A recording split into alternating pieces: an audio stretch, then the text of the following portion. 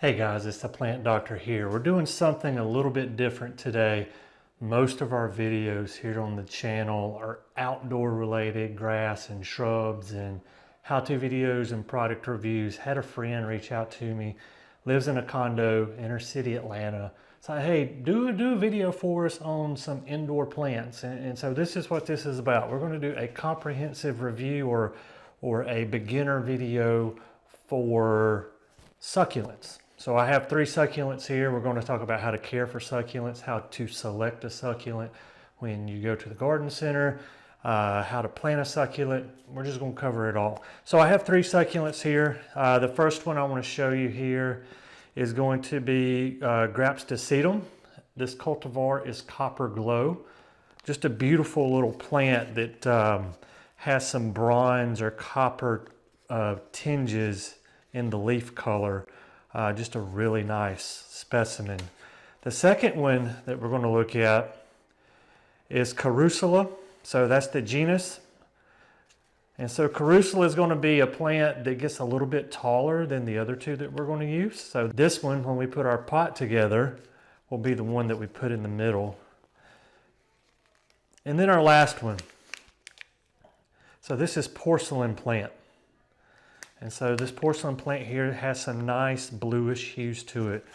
So we're going to use these 3 plants here to put together a pot. But before we do that, what I want to talk about, how do we select succulents? There's a few things I want to go over with you when you're at the garden center. They even sell these at grocery stores. You can pick these up about anywhere. When you are selecting your succulent, the first thing that I want you to do is look for black or severely brown leaves. Inspect your plant. Make sure that the leaves look healthy. The next thing I want you to do is make sure that the leaves feel healthy. Feel the leaves. They should feel turgid, a little tough. If you can pinch them between your index and thumb finger and they smash, that's not a good thing. That means they're getting too much water. So once we've looked at the foliage and we've determined that the foliage is good, the next thing I want you to do is take the plant out of the pot. So with these, don't just grab the vegetative part, the upper part, and rip it out. A lot of times what will happen is they'll be root bound. The roots will be coming out the bottom of the pot. What I want you to do is take the bottom of the container and massage it. Loosen up that root ball from the container and then very loosely, or excuse me, very lightly pull it out. All right, and here again, don't hold the plant by the vegetative part. Try to hold it by the roots. What are we looking for here? I want you to look at the roots. If the roots are black and you can take the roots and they just pull right off, what we want is more of a brown, or sometimes depending on the plant, it could be a white looking root. If your roots are black and mushy, just put it back on the shelf. We do not want that plant. So that's 2 things to look out for when you are buying your succulents. Look at your leaves, make sure they're healthy. Carefully remove the plant out of the pot and then check the roots. So the next thing we need to discuss is potting media for your succulents. You do not want to use just any regular potting media off the shelf. They do have mixtures specific for succulents. I picked this up off the shelf at Lowe's.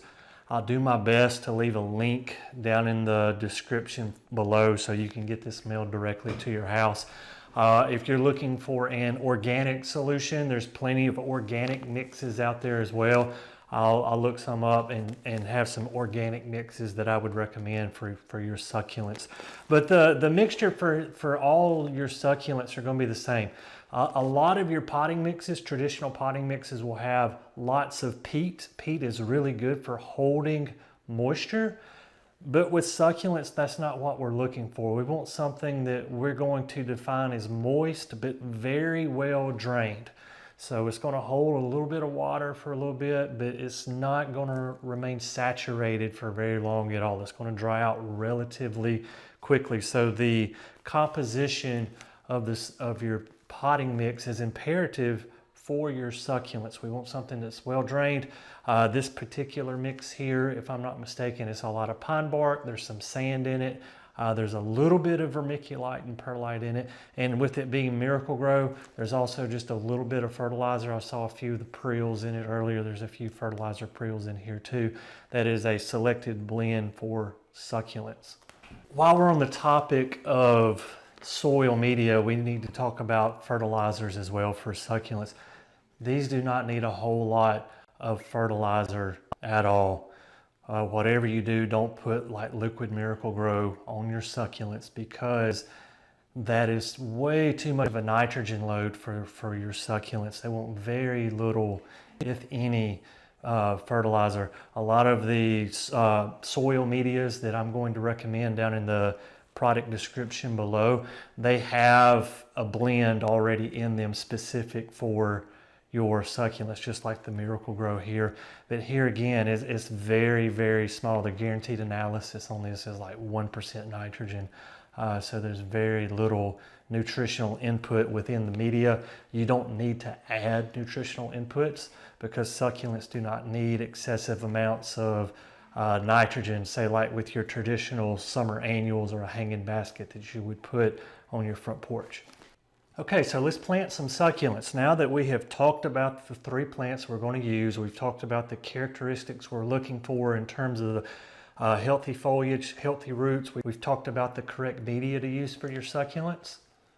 It's time to put them in a pot. So I'm going to do my best here not to make a mess. I am in my wife's kitchen doing this. It's a little hot outside today, so I elected to do this inside. So we just need a few handfuls of mix.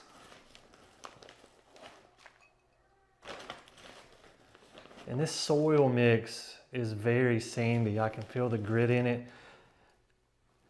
There's a little bit of fertilizer in it. There's some ground up pine bark in it. But that's what we're going to plant in. I'll probably put one more handful in. And so we want, when you're doing an arrangement with succulents, or any plant for that matter, traditionally we want the tallest plant to go in the middle. Okay, so we're going to start with our crassula plants here. And remember how to remove your plants. We're going to slowly massage that out of the package. Hold on to it by the root ball. Take 2 fingers. Make you a small hole. You want the planting depth to be equal to the top of the root ball. So my soil media needs to be directly even, not above, not way below, but even with the top of my root ball. And I'm just going to place that in and put some soil around it.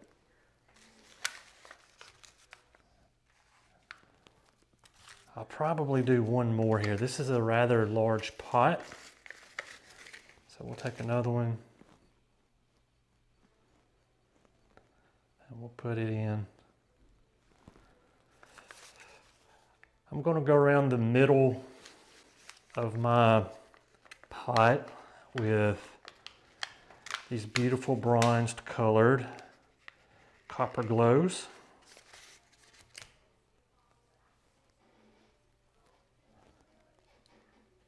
So here again, I'll just use 2 fingers to make a hole. You do not want to jam your succulents down into the soil mix. If you don't want to use your fingers, use a pencil or whatever else you have on hand. If you have a very small like hand trowel, that would work as well. So we'll use 2 of these.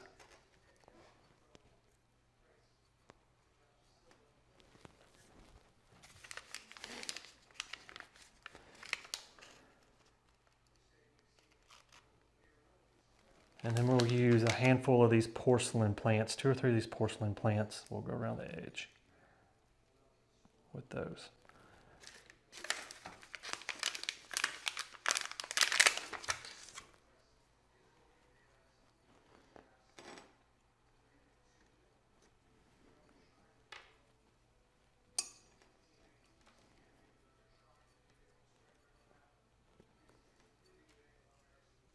All right, that's not half bad. So there's our almost finished product.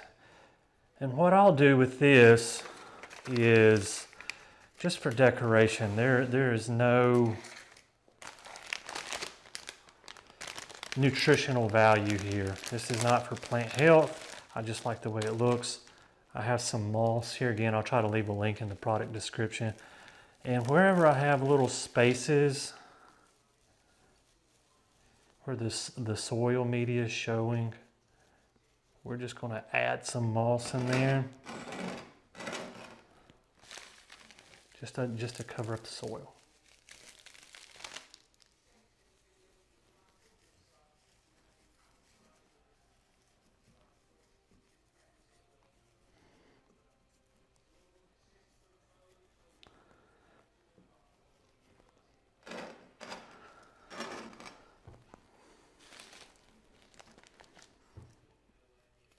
And there's our finished product.